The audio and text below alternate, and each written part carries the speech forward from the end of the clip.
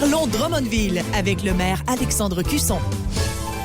Oui, le maire Alexandre Cusson qui est de passage en studio. On est chanceux d'avoir cette proximité-là avec le maire. C'est pas tout le monde qui a accès à un maire aussi présent que nous autres. Et ce matin, on est là pour parler du remaniement qu'il y a eu hier. Beaucoup de personnes qui ont changé de place, qui ont changé de poste. Et d'abord, monsieur le maire, bonjour. Bonjour, très heureux de vous retrouver. Bien oui, ça va très, très bien. C'est l'automne, hein? Là, je pense que c'est vraiment parti. On a sorti le veston d'automne. Ah, un petit peu, tranquillement. Petit manteau aussi hier, tôt hier matin. Sans trop se perdre, là, on a fait des changements dans l'administration. Donc, c'est pas les élus qui ont changé de place, c'est vraiment l'administration. Donc, le terme fonctionnaire qu'on dit souvent, là, mais dans le fond, les chefs de division, ceux qui gèrent un peu la ville à l'année. Donc, là, on a fait ça pour être plus efficace envers la population. C'est ce que je comprends. Ce qu'on veut, évidemment, il faut toujours se remettre en question. Je pense que toute organisation, une bonne organisation, se remet en question. Il y a eu un long processus à la ville. Là. Depuis 2013, il y a eu une réflexion sur la structure. Il y a eu des changements à quelques reprises. C'est l'équipe précédente qui avait lancé ce processus-là.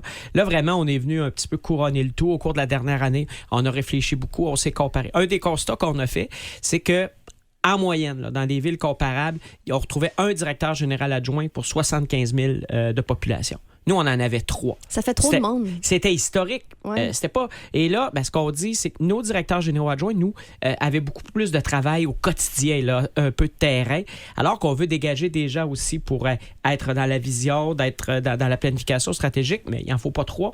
Et donc, on a décidé de poursuivre avec un directeur général adjoint et de transformer les 2 autres postes là, pour vraiment venir placer dans notre organisation des gens où il y a des besoins de 2020, 2021, etc. Ça évolue tout le temps.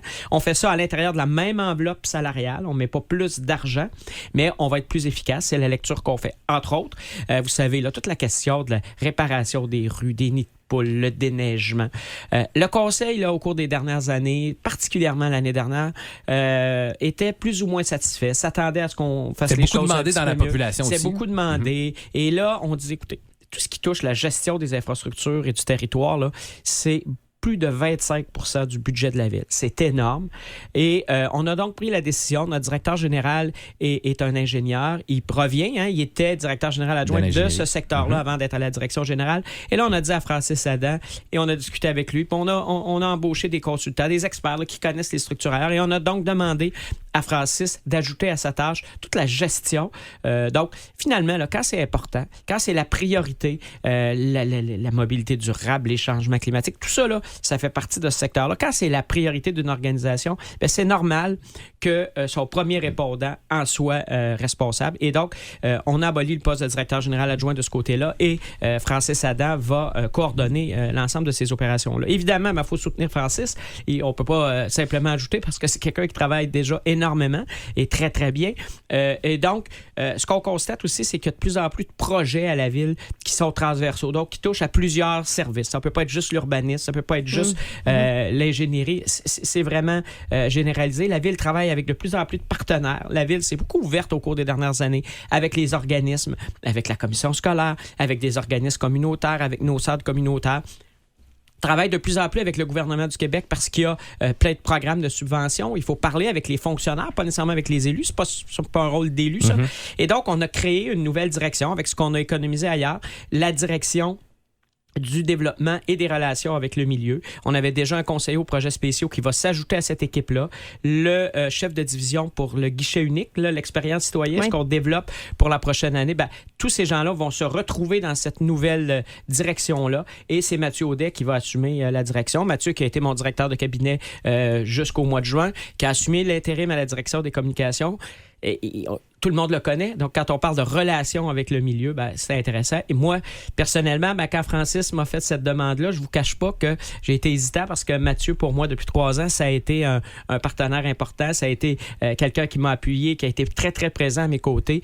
Mais je pense que pour le bien de la ville, je devais... semblait très satisfait par son nouveau poste hier. Oui, très content. Ouais. Donc, je pense que pour lui, c'est un nouveau défi.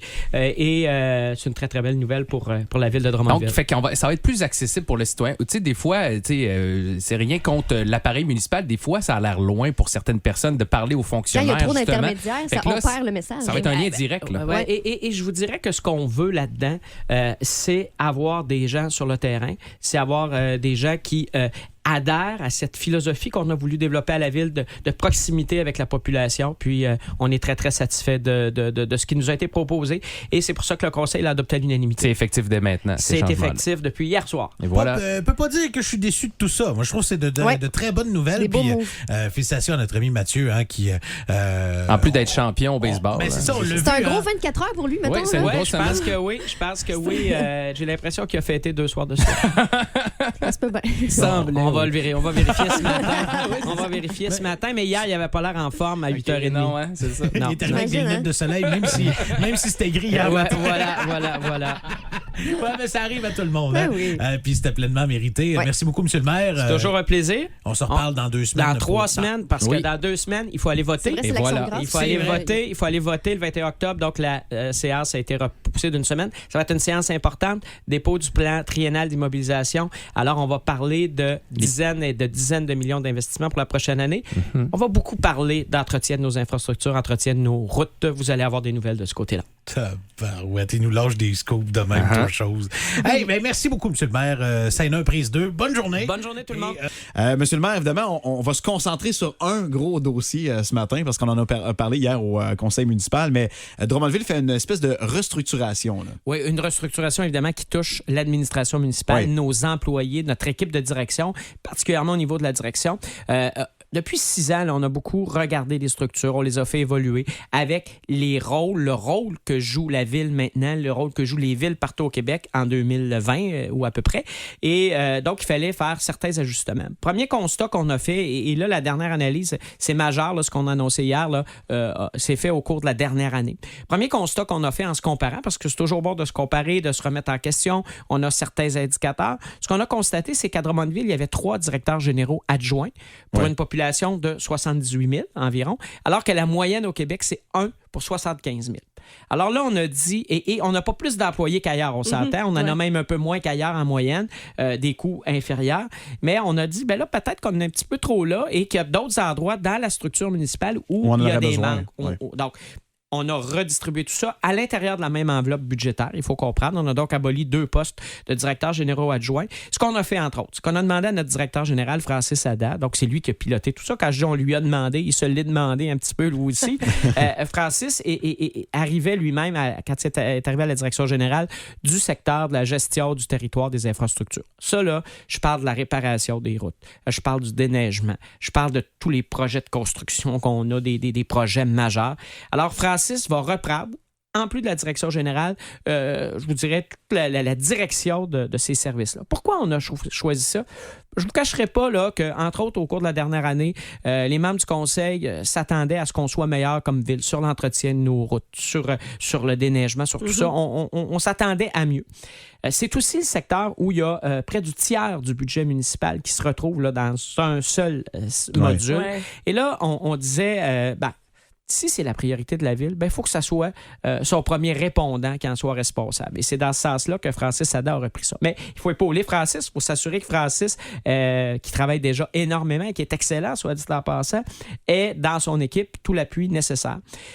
Au cours des dernières années, on a vu de plus en plus de projets qui touchent plusieurs services de la ville. Il faut coordonner tout ça, les faire travailler ensemble. Donc, on a beaucoup de projets de développement à Drummondville. Je passe au guichet unique là, pour le citoyen, et à plein d'autres projets, davantage de participation citoyenne, des budgets participatifs, etc.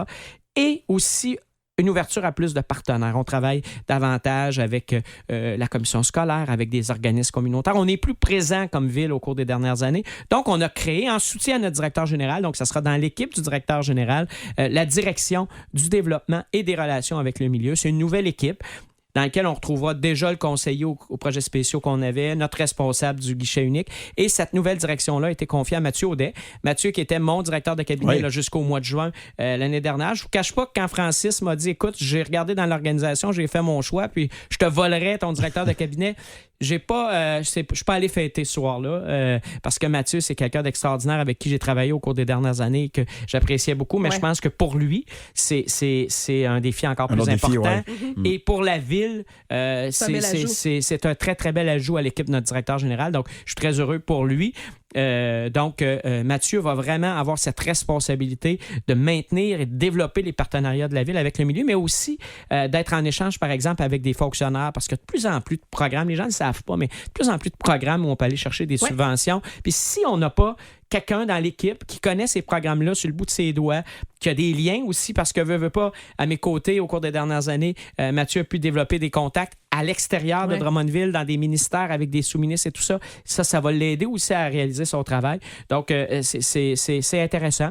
Des réajustements qui sont davantage administratifs dans d'autres services, mais qui vont nous permettre de toujours donner des meilleurs services à la population. Et tout ça, je le répète, à l'intérieur de l'enveloppe budgétaire qui existait déjà, donc pas d'ajout significatif. Alors voilà, petite explication. L'art de résumer en 4 minutes. On essaie. On n'est pas pire. Quelques années de travail.